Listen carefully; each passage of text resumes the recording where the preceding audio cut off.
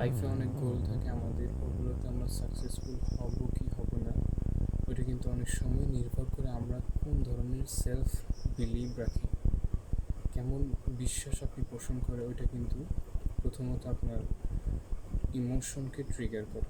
ওই ইমোশনগুলোই কিন্তু আপনার যেই কার্যকলাপ মানে অ্যাকশনকে কন্ট্রোল করা। অনেক ক্ষেত্রে আপনি কেমন ফিল করছেন ওইটা কিন্তু আপনার অ্যাকশনকে ট্রিগার করে। কীভাবে? অনেক সময় দেখা যায় আমরা অলস অলস ফিল করি, কোনো কাজ করতে চাই না, বা আজকে একটু শরীরটা ভালো লাগতেছে না, জিমে যাব না, ওয়ার্কআউট করবো না, এরকম হয় না?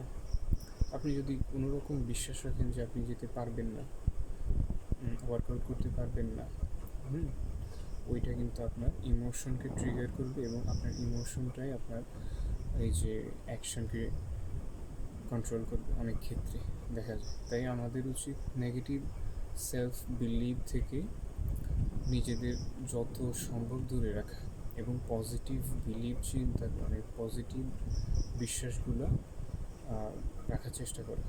ওকে, যেমন আপনি চিন্তা করতে পারবেন যে অনেক মানুষই আছে যারা অসুস্থতার মধ্যেও ওয়ার্কআউট করে, ভালো ভালো হার্ড ওয়ার্ক করে, পড়ালেখা করে 10-12 ঘন্টা, তাই না?